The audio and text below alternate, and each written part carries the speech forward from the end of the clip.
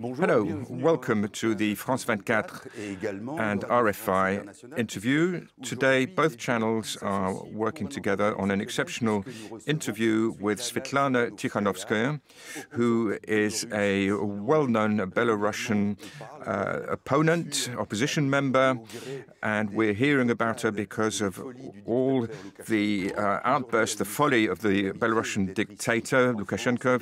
She's kind enough to be with us today in France, answering our questions. We'll be hearing how she intends to wage the struggle in order to reach power in Belarus, and what kind of democracy, what kind of regime she intends to establish with other opposition members who are present in Poland, Lithuania, elsewhere. I'll give the floor to my colleague Denis Strelkov from RFI.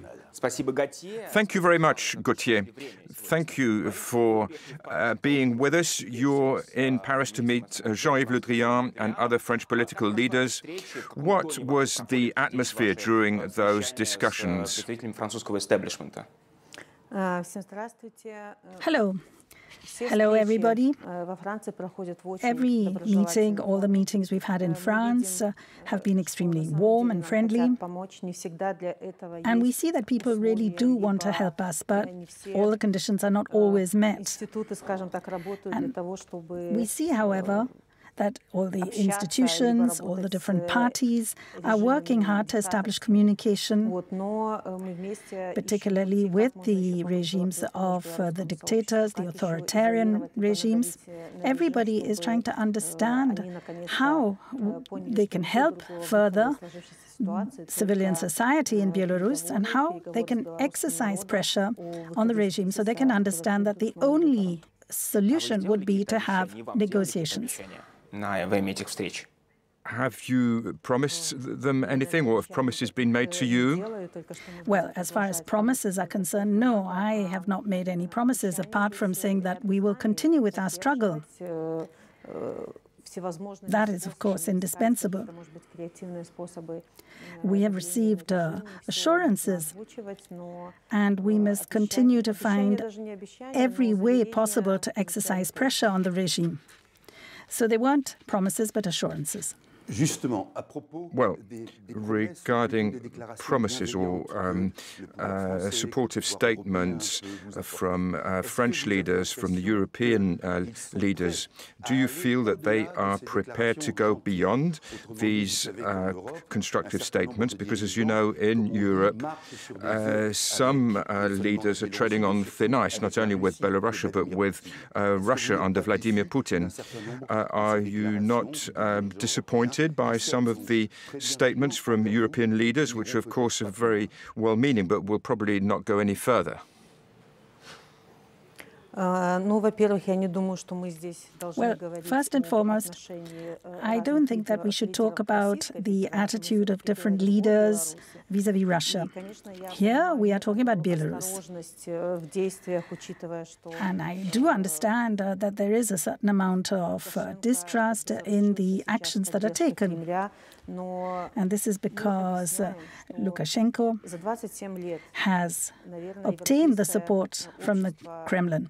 But what we are saying is that for the past 27 years, everyone's got used to, the Europeans have got used to seeing Belarus under the influence of Russia. But there's only one person who's under the Kremlin's influence. And of course, the people of Belarus have good relations with Russia. They do not want to break them, but they want to choose their own destiny. And this is not going to reduce cooperation with Russia. We shouldn't mix everything up. We should think about Belarus, not think about Russia. And we are putting pressure on the Belarus regime, not on our relations with Russia. Of course, there is, as I said, a certain amount of apprehension or distrust, but we've got to understand what we're coming from. We should send the right messages to Russia. The Belarus are not looking for anything else. The West or the EU or NATO are not the ones who are actually working on this. That's what they're trying to sell as a message. We're not talking about geopolitics. We're talking about the human factor, and that we ourselves want to build our country and future. You met Emmanuel Macron 1 year ago. This time you're meeting Jean-Yves Le Drian. Are you asking them to exert pressure on the Lukashenko regime or to talk to Vladimir Putin in order that he puts pressure on the Belarusian dictator? Well, yes, naturally. We understand how important it is to communicate with the Kremlin. And we can't do it ourselves. We could do it through a mediator. We need to have that sort of mediation, and we would ask France to take on the role of a mediator in organizing these sort of communications. Of course, Russia is playing a very important role in its relations with Belarus, but France could be this mediator. So what we're talking about is a dialogue between the three countries? No, it's not a dialogue between three countries. Around the negotiation table, there could be other countries as well. The dialogue should be open. For example, we could have Poland or Lithuania, because their interests are also at stake. And the regime has friends. Well, in Western Europe, when you meet somebody who is an opponent of an authoritarian regime or a dictator, the tendency is to glorify that person, to adulate that person immediately. And sometimes there is some disappointment. So what can you say? What can you guarantee if you take power one day in Russia, that it will be a really democratic regime? You said you didn't want to talk about politics, but more about the human dignity. That's very important. But what are your ideas in order for Belarus to become a democracy? And are there other countries in Europe or around the world which you think are worthy examples?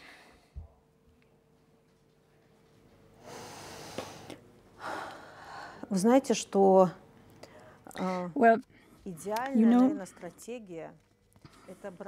if we're talking about an ideal strategy, I would suggest we take the best from all the other countries and put it together in my own country. You've asked me if I could give some guarantees. Well, we've seen somebody who has given guarantees for 27 years, ensuring stability. But in fact, nobody can guarantee anything at all. And the Belarus people have the right to choose their own leader and the future of their country. They have the right to choose who is going to be their president. They should be allowed to participate in this process. It's a collective responsibility. Everybody has their own role to play. We in Belarus, we don't really have any experience of democracy except for 2 years, maybe, after 1991. We need time to learn. You can imagine somebody who's got to suddenly take on that sort of responsibility to take decisions. Well, you need time to learn that. We've already paid a very high price. And I think the Belarus will learn very fast.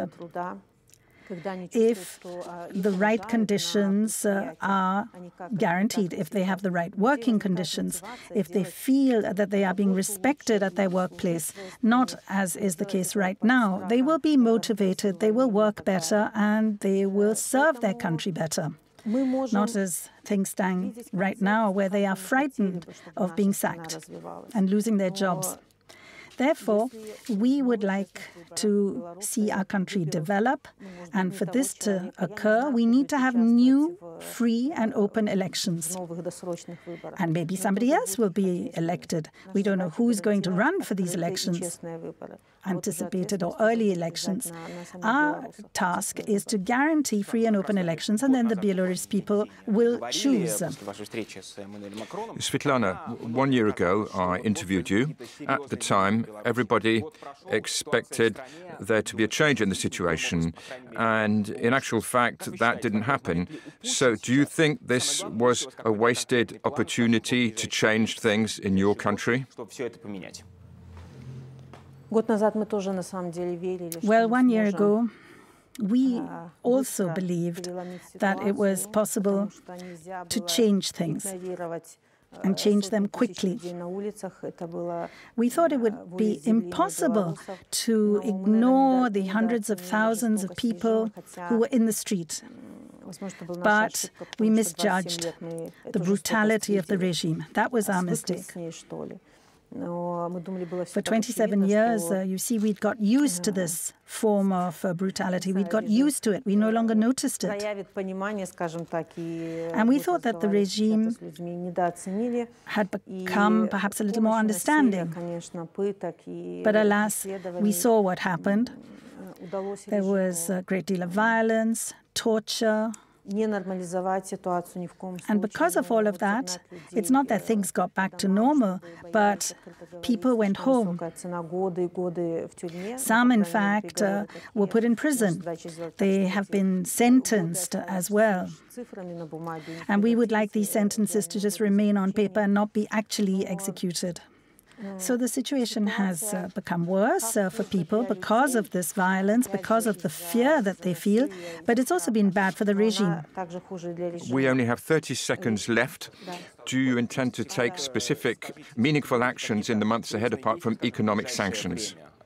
What do you mean by serious actions? Sanctions are serious action anyway. And there is a real resistance in Belarus. There's the workers' movement.